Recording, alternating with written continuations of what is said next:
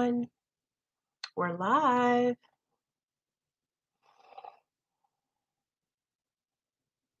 What's up, everybody? Welcome back to my channel, Real Talk Recovery, where we talk about recovery from addiction and I share my life with you. My name is Nicole and I am a person in recovery. My sobriety date is July 13th of 2015. And I am so happy to be here on this wonderful Wednesday night, Tuesday night. What day are we on, y'all? What day are we on? Somebody help me out here because I cannot even remember what day we're on. Anyway, I just got done doing a 2-hour live stream over on TikTok. And I thought, what the hell? Might as well take this show over to YouTube too. So here we are. We are going live here on YouTube. So come on in, take a seat, greet your neighbor, drop your sobriety date in the comment section so that way we can let other people know that recovery is possible. And then we will get into this video. So it's Wednesday. Thank you for that, honey, because I did not know, girl. I have totally forgot what day I'm on. I think it's because my son started school on Tuesday this week, and I just totally forgot what day it is. So hold on, guys. I'm sharing the video. If you guys are on Facebook and you could share the video into a group that you think the people there would appreciate to see the video, let me know because it would really help my channel out a lot. I'm trying to spread the message of hope and let people know that we're here. And, you know, sometimes in some groups, people get all bent out of shape when you share videos, but I'm not trying to steal anybody's viewers away. I'm just trying to help people that maybe want to join the live and hang out with us and talk about recovery. So, okay. Hey, Christine. Hey, Sky. Hey, Sonia. Hey, Amanda. Hey, everybody. Thanks for being here. Okay. So let me go ahead and edit the privacy because, of course, I didn't have it on public. There we go. Hey, Carrie. Carrie, did you just join my Patreon, girl? I love you. I just sent you the link to join our private chat, just so you know. Okay. Thank you so much for joining. I really appreciate your support. It really, really means the world to me. In fact, let me go ahead and let anybody that wants to join Patreon, here's the link right here. It's the cheapest tier is $2, and it's just a way to support my channel and me. And so if you want to join, come on with it. If you join, you will be added to our private Hangouts Recovery chat, and I will be resuming our Patreon meetings on Sunday, this Sunday at 7. So normally every Sunday we have a Zoom meeting with all my patrons, me and you guys. And so if that sounds like something you guys would be interested in doing, that happens every Sunday at 7. I just haven't done it in the last couple of weeks because we were going through it over here, sick for a couple of weeks with the corona, and then sick throwing up because of my new medication. But now I'm back at it and I'm on my sober shit, y'all. I'm on my sober shit. So, let me check, Sonia. Let me check. I don't think that it showed that you left because I would have noticed. Because I always see, because usually what it will say is that a person deleted their pledge. And so I haven't gotten a notification that shows that you have deleted your pledge. So,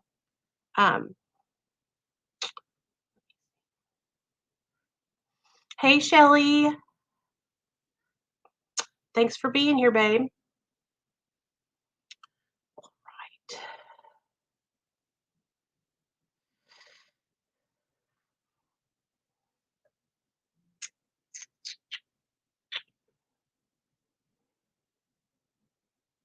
Oh, okay.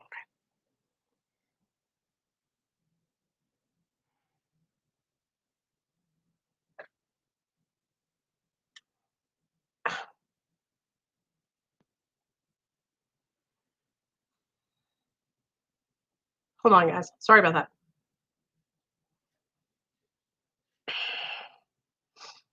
Okay, so I'm trying to figure out how to do this because it's not letting me log in. It's saying I need to verify my device. Okay. Okay, now let me verify my device. Hey, Des, what's up, babe? There we go. If this was you, click the link below. It was me. I know, girl. You're coming up on 2 years. Can you believe it? Dude, listen to me, you guys. Like, I cannot believe some of you guys have been with me for that long. It's so amazing to me. Okay, Sonia, hold on. Let me see if you're still in here.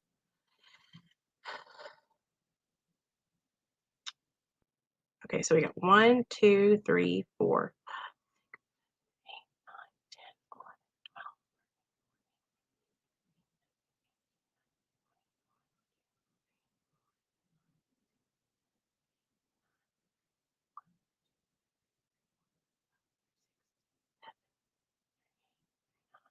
Yep, you're right, Sonia. You're not in there.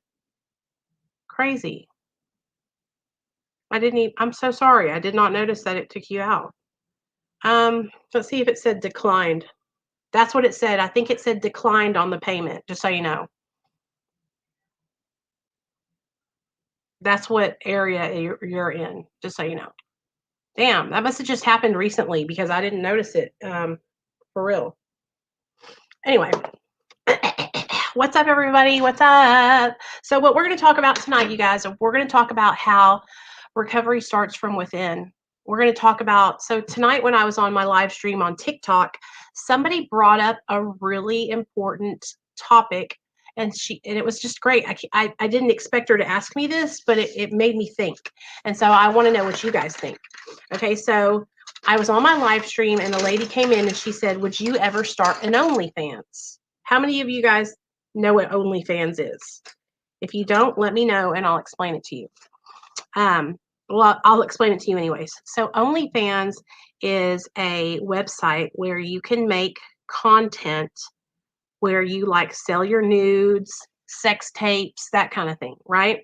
And you make money from it. You have subscribers that subscribe to your OnlyFans to watch your sexual content. And so she asked me if I would make an OnlyFans. And I want to talk to you guys about that because I thought that that was a good topic for me to share with you guys about why I would not make an OnlyFans. Okay, so first of all, I'm married and it's just not my style. But the main reason why I wouldn't is because when I was in my active addiction, you guys, and I'm sure a lot of women can relate to this, I used my body to get what I wanted from men. And so I almost feel like by making an OnlyFans, it would bring me back into that point in my life where I was using my body to manipulate people and to do things that are not healthy. And so that's why I wouldn't feel comfortable doing it in my sobriety. Um, Now, if that's something you're doing, please don't take that as a judgment towards you. I just don't think that I could stay sober and film myself having sex. Okay. And I don't think people would pay to see me either, Des. But I thought that this brought up a really good point because there are a lot of women who have gotten sober, and when they were in their addiction, they struggled with prostitution. Okay. And they used their bodies as a way to make money to get drugs. And that in itself, I have seen women struggle with the addiction and leaving that life behind, the fast money of selling their bodies. Okay. And so when you are doing something like that, what it's doing is it's pumping up your ego. It's pumping your ego up. It's saying, I'm so beautiful. I'm so great. Look at me. All these men are worshiping the ground I walk on. They're kissing my feet. They want my body, you know. And then what happens is we forget how bad it was when we were in our addiction. We forget that, when we were in our active addiction, selling ourselves, we were getting, taken advantage of. We were getting hurt. We were getting possibly raped, all these horrible things. And now here we are on, OnlyFans selling our asses to make money. Okay.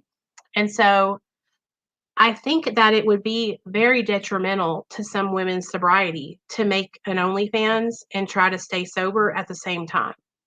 In fact, I think it could cause some people to relapse because I know a lot of women who, when we get sober, we don't feel comfortable in our skin, and so maybe we drink to do that, to tape ourselves having sex. And so if I was a new in sobriety and I was thinking about an OnlyFans account, and somebody came to me and asked me, I would tell them, no, do not do it. I would tell you, no, you do not need to make an OnlyFans. You need to focus on staying sober, doing the next right thing, taking care of your family, taking care of your body, and not using it as a tool to make money with sex. So that's just me, though. I want you to know that if you are a sex worker, I love you and I support you. I just have to be honest with you and tell you that I don't think that it's healthy for women in sobriety to do sex work. Um, and that's just, it is what it is, and what do you guys think? What do y'all think? Do you think that sex work and sobriety is something that should be accepted? Do you think that women do you think that women who have uh, high self-worth and high self-esteem and love themselves, do you think that they do sex work because they do love themselves? Like, I don't know how I feel about that. I see a lot of girls who they are doing sex work, like they make money. Hey, Carrie, I see your comments. Come over to the YouTube side, girl, where you can see everybody's comments on here. Come over to the YouTube side. Just sign out of Facebook and click on YouTube and go to Real Talk Recovery. So what do you guys think? Do you think that you can do sex work and respect your body and love yourself, or not? I don't know how I feel about that. Like, I feel like I don't know how I feel about that. It's hard for me to explain it, but I know for me, I could not respect myself and love myself and sell my body at the same time. It's like a conflict in my brain. You know what I mean? Um, and so I wouldn't be able to do it. And the way the world is today, there's so many women online, especially on TikTok. You guys, you should see it, that are talking about sugar daddies and how they have sugar daddies and how they make all this money. And I'm talking, these girls are making six figures, okay, with these sugar daddies, okay? They are living in huge penthouse condos. They are regular girls like me, pretty girls, and they have a sugar daddy, and that's how they make all their money. And so I just feel like in recovery, that would be unhealthy. I almost feel like you wouldn't be learning how to, I feel like that would be counterproductive in sobriety. I feel like the whole point of getting sober is being able to support yourself self-sufficiently. Hey, Jules, and not have to depend on a man uh, to give you money as a allowance because of your sexual favors you do for him. And I almost feel like that could bring so many women down into their addiction because of that feeling of they're they're just a piece of ass. They're just a piece, you know? And it's a huge temptation, especially when I see people making so much money. Um, and I'm telling you guys, like, cannot tell y'all enough how many people ask me, like, would you do that? Or, and I'm not saying it's because I'm so fine or anything like that. I'm just saying, like, because so many people do it, I think every woman should respect their body, and I don't judge for doing it, but I don't think it's respecting yourself in general because yes, Miss Tess, I'm so glad you commented because that's kind of how I feel too. And like I said, I respect women who do sex work. Like, I love my ladies. Um I love women. I love their bodies. I'm attracted to women. Like, I think women are beautiful. If I hadn't married my husband and I found a beautiful woman, I would have married a woman. It doesn't matter to me. I like all of it. Okay. But I just think as for a drug addict who's trying to stay sober and change their life, like sex work can be, it's not healthy, you know? And so I thought that was such a like, because I've never thought about that before, you know? And so since we were talked about that, listen, now let's progress into the next conversation that I want to talk to you guys about, which is sober sex. Okay, so how many of you guys struggled having sex when you first got sober? When I first got sober, I didn't know how to do it. I forgot everything. Not that I forgot everything, but I felt so insecure. I thought my husband wasn't going to be attracted to me anymore. I didn't think he was going to love me. I thought I needed to put all the lights out and hide my body. Because of course I gained that sober weight. You know, I got chunky, and then it made me feel even more insecure. Oh yeah, baby, we're talking about sex. We're talking about sex work. We're talking about sex and sobriety. We're talking about all of it. Because when I was in my active addiction, sex was something that I did because I was using drugs, not because I wanted to like make love or be intimate with my partner. It was because of the drug. The drug made me want to have more sex, right? And so when I got sober, it was almost like it was like having sex with my husband for the first time. It was like meeting him for the first time. And I cried after we had sex for the first time sober. Isn't that embarrassing? Are y'all going to laugh at me? Because I had never had sex sober before. Um, and I was just like, it was such an amazing connection to be able to be connected with my husband in sobriety. Um, because honestly, you guys, me and my husband met in active addiction. And so we were always having sex in active addiction. Now, then I started running into the problem where I had been on maintenance medication, Suboxone, for so long that I was not having a sex drive. And this is the worst, you guys. Whenever you are attracted to your significant other and you want to have sex, but you don't have the drive to do it. And so it's like you almost have to like prepare yourself for it. And we've talked about this on my channel before, Suboxone and your sex drive. So me and my husband are both on Suboxone. And so we talk about it openly. You guys, this is how I am with my husband. I'll be like, okay, I need some sex. You know what I mean? Like I just tell him when I need it and he would tell me if he needed it too. But most of the time I tell him before he tells me. And so that's what I think he just relies on me to say it so that way he doesn't get rejected. But I would never reject him, just so you guys know. I don't believe like I've never rejected my husband for sex. Like I always give it to him because I know that feeling whenever you love somebody and then they don't want to do it with you. It feels like it feels bad. You know what I mean? And so I take one for the team. If I don't feel like doing it, I just do it anyway. You know what I'm saying? Y'all know what I mean? But it was all new for me when we got sober. And it's been such a learning experience being sober, you know? It's a different connection for sure. And yes, Subs did that kind of in the beginning. Both of us are too, right? Yes, 13. Girl, we planned that shit. We got to. Hey, Anonymous. What's up, girl? What did you do to help get the drive back? I feel like Suboxone has played a huge role in that. So, Carrie, okay, there's nothing I took to make it come back. Okay. When I started realizing that me and my husband hadn't had sex in like 90 days, I was like, when you go from having sex like every single day to not having sex for months at a time, I was like, whoa, whoa, whoa, whoa, something's got to change. You know what I mean?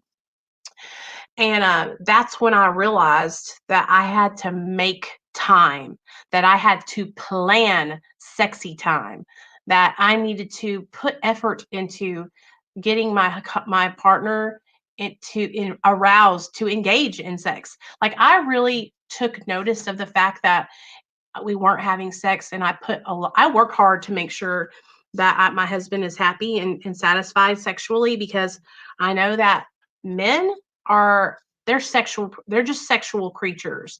And so if you want to keep your man, then keep him good on the sex and you'll be okay. Everything will be fine. Sex and food and you'll be fine. Okay? And so I knew that I needed to make sure that I brought it up, because my husband is such an amazing guy. He's super quiet. He would never like he just wouldn't do that. You know what I mean? So I'm the one who engages those kind of things. And so um that is what helped my libido come up naturally, though, anonymous, is when I started tapering and I got below 2 milligrams. That's when my sex drive just, I mean, boop, and it was like I could actually start experiencing feeling horny again, like feeling that feeling down there, because for so long I wouldn't even get aroused, like naturally aroused, which is like so sad. It's depressing because we're supposed to feel that kind of feeling. You know what I mean? It's like a natural part of our bodies. And so to have it like muted, it's not a good feeling. That's why I think, you guys, if you're in a relationship and you haven't been having sex because of the medications that you're on, and you need to make time to have sex, and to please your partner and for them to please you, because it is going to change your life. Make it happen, y'all. Make it happen. You will be so happy the next couple days after getting it done. I'm telling you, it's amazing. It's like stress relief. Terry, don't mean to be rude with my username, but I'm a teacher and I have to be. Oh, you're cool, girl. I understand. Um, it's a natural antidepressant. Orgasms. Okay, there was a time in my life, you guys, where it was. I'm telling you, you need to have an orgasm. Whether you're doing it with your partner or you're doing it in your damn self, okay?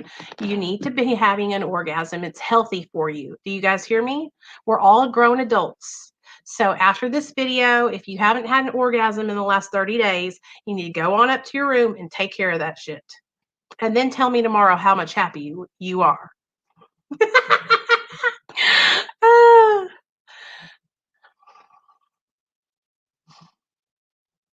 Yeah, that's right, Miss Tess. Yes. And here's the thing, you guys, like for so long when I was in active addiction, sex was just so meaningless. And it was just like an act that I did to like just get it. It was just not something that I did for the way I do it now. Like now I have sex because I love my husband and I want to please him. And I believe that he wants to do the same for me, and so it has really just been us it has been us coming together and coming together. We have built this together. We have learned about each other's bodies and how we feel in sobriety. And is there scientific evidence that subs can? Oh, yes, Carrie. Carrie, what it is totally yes, girl. I don't know any person on Suboxone that hasn't experienced their libido, their sex drive going down. Like, seriously, girl. Also, if you're on antidepressants, you guys, those can also affect your sex drive. And it is those, I think it's a combination for me between Suboxone and the antidepressants I'm on. Um, that are making me not feel, hey Julie, uh sexual, and like when I was before I started using drugs, like because I started having sex when I was 17. um I was a sexual person to begin with, like passionate person, like I liked sex, you know what I mean, like who doesn't? But what I'm saying is, like, I know that without these drugs in my system, like I would be having sex all the time, or at least once a day. I mean, I went from having sex like 2 to 3 times a day to having sex 0 times in a month, and that's a long time to not to be not intimate with your partner.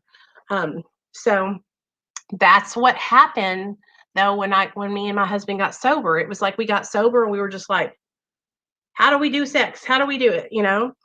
I almost feel like, I wish we could have like a kind of like a group, not a group sex, but like a group with you guys, me and Neil, and then all of you guys and your partners where we talk about like different things that help us now that we're sober in our relationships. Wouldn't that be so cool? Like, I really want my husband to, um, he's almost 20 days sober, you guys, and I really want him to get involved and start sharing with you guys. Like, I pray every day that he'll open his heart and his mind to being open with you guys and sharing a sex group. Exactly, Mark. Exactly. Can you all imagine it? Look at me, guys. Everybody's going to be over here. They're going to come over to Real Talk Recovery and they're going to be spreading room. Did you hear Real Talk Recovery today?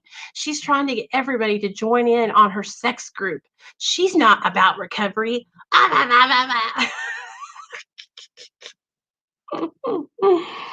Sex Talk Recovery.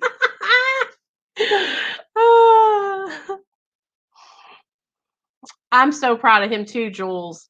And you know what? Thank you for saying that, girl. That makes me feel so good. Um, it has been such a journey, you guys, and I love my husband so much, but I finally realized that I was fucking him up by trying to make him stay sober. I was screwing up everything. I was pushing sobriety on him, and he was running as far away from it as he could. And I was making the situation worse. I thought I was helping him, but I was not. I was causing more of an issue by trying to push sobriety on him. And damn, man, it's so hard, you guys, because like I just wanted to help him. I just wanted him to be sober and I just wanted to help him. I didn't want to hurt him, but I was hurting him in the long run by calling into work for him and covering for him and all the stuff that I did. It wasn't healthy. It wasn't helping him at all. Yeah, it's difficult, you guys, like trying to hold it together while you have a loved one who's struggling with relapsing and trying to like put on a happy face for people on the internet also and show that, oh, I'm okay. It's really difficult, and then you have people who are whispering behind your back and judging you and talking about how they should call child protective services on you and all these horrible things that people like to do on the internet. You just think like, is it worth it? What do I do? Should I stop sharing my story? Should I not be honest about what's going on? And that's what I was talking to my Dr. B and Dr. G about. Like, should I just lie and should I not be honest? And they're like, no, you should absolutely be honest about what's going on. Like, that's what you do. That's what everybody knows you to do, is be honest. And so I had to really start just like thinking about how I was going to go about what I was doing, because I didn't want to harm my family, but I also wanted to be able to help people at the same time. You know what I'm saying? And so I'm drawing over here for those of you guys that don't know. I'm just drawing like a bunch of little hearts and coloring them in. They can be. They can be so wicked. You're so right. And you guys, all I want is for my husband to be happy. That's all I want. I love him more than life itself. I would take a bullet for that bull. He is the best thing that ever happened to me. And I will forever be his biggest fan. And I would do anything for him. Anything he asks me to do, I do it. Have you guys ever tried M Cosmetics? They have some of the prettiest makeup, and I've really been wanting to try some of their makeup because it's just like so pretty and just like it's kind of like Korean makeup, and I'm kind of leaning towards like more natural makeup nowadays, and I just love their makeup. You have, Amanda? I mean, it's so pretty. Yeah.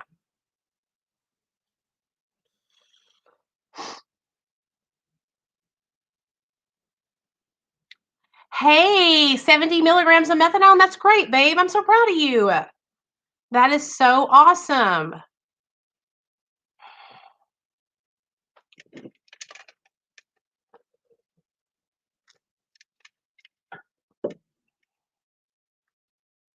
Like, okay, so they have this thing called the True Gloss. I'm going to get one of those.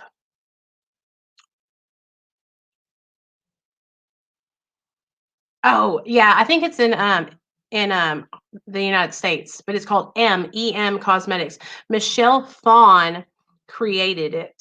And like it's pretty awesome.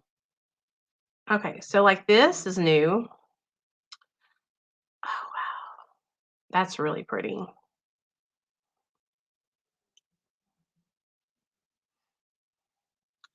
Yes, you need to catch up, man. We've been doing the damn thing over here, haven't we, you guys? Hey, Rico, what's up, babe? Thanks, Leslie. How's my brain fog been doing? It's pretty good. It's been a lot better, now that what I've noticed, you guys, is that the more that I like do my recovery content, like where I'm like doing my readings and I'm talking with you guys, the better I feel. You know what I mean? Um, Sometimes I get off the course and I kind of fall back and I'm not like so focused on here and I kind of fall back. But whenever I'm here and I'm doing what I'm supposed to be doing, which is helping people, I get so much out of it, you guys. It helps me so much. Where are they going to meet up at, Carrie? What state? Hey, Rico, you too, baby.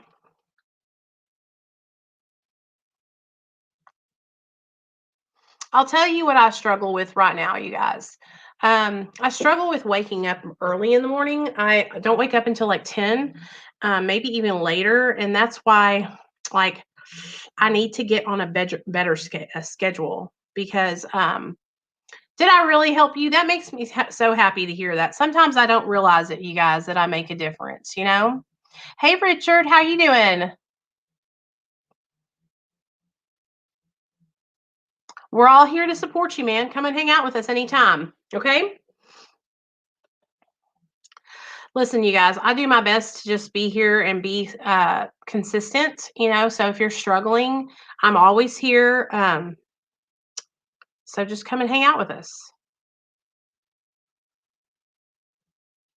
Like they have this thing called a daydream. I'm going to get one of these daydream cushions. Yeah. Gentle light, sweet secret. Oh, Ashton! Now I know who you are. I didn't know from your screen name. I think it's different, isn't it?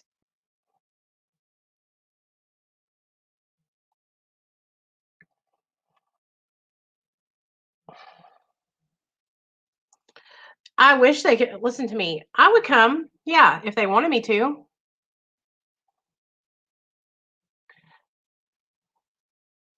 Sometimes I don't know a lot of the people on TikTok in the recovery community, but I'm trying to get to know more people. Like I feel like they know who I am, but I don't know everybody else. There's a lot of people on TikTok.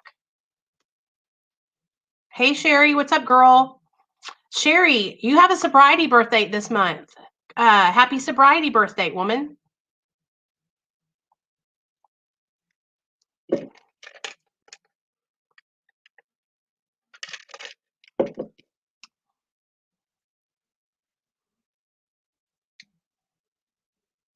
I know, right? Hey Joe, what's up?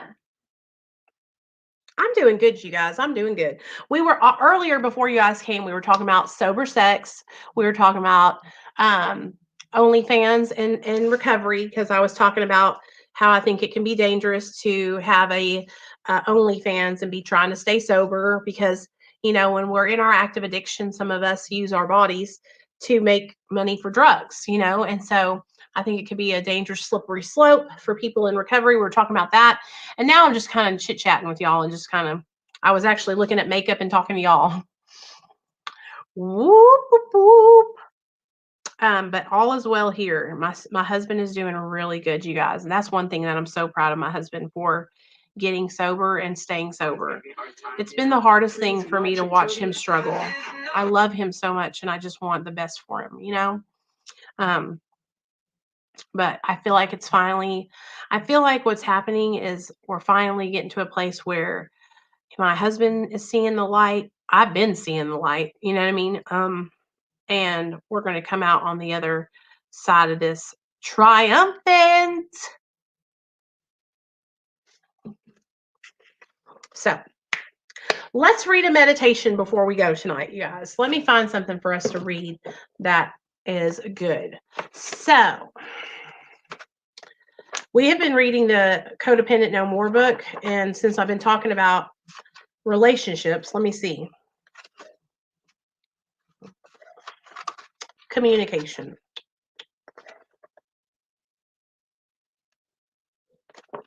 Oh, let me get this one. Hold on.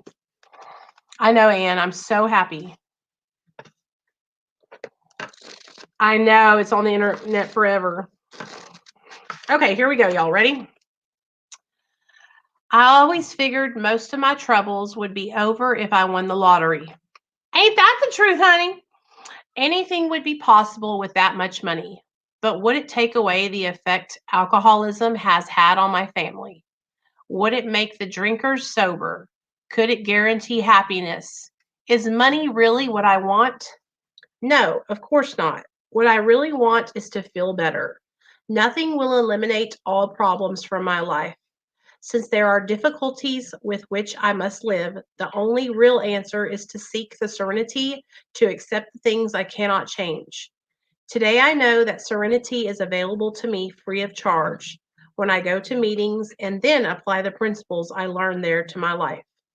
Money won't buy serenity. In fact, I'd probably have a whole new set of problems and decisions if a fortune ever did fall into my lap. But as an Al-Anon member who can rely on a higher power's help with any and every problem that comes along, today I feel like one of life's winners.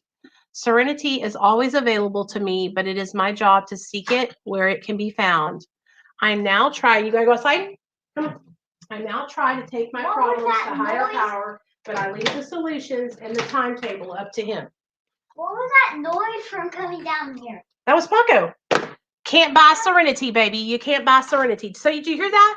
I often think about that too. And I'll tell you guys this. My husband thinks about that too. If he always buys those damn lottery tickets. And well, they're like they get you money. They get you money, Nate? Yes. They don't guarantee you money. Well, but even if we did have money, it's not going to cure our addictions, right, you guys? And so where I would love for that. What's up, dude? Can you open this? Yes. What are you doing with the bologna? Because I'm hungry. Okay, take one slice. Do you want me to make you a bologna sandwich? Yeah. Okay, I'll do that. Why don't you just ask me, son? What's on your I'm not too busy to make you a bologna sandwich. I want to take over the channel. You want to take over the channel? Yeah. Lord help us, Jesus. My son, I love him so much. He is everything to me. He is the sunshine. Or not crayon pencil. He is the sunshine in my life. And I don't know what I would do without him. He is my boo thing. Yeah. Okay, here you go. Here's your Sammy. Do you want chips with it? Yeah. Mm-hmm. I don't know what I would do without my little Nathaniel Blue Jay. I don't know why. He is the best thing that ever happened to me. And if he doesn't act right, I'll take this knife and I'll cut his toes off. Shut up. You thought I was gonna say weenie, didn't you? Shut up! I thought you were gonna say my butt crack. There you go. Love you. Love you too. I pranked you. I love you. Back over here. I love you. Bye, Poop Stain. Look down. What? On your other paper, not on your heart one. Nathaniel!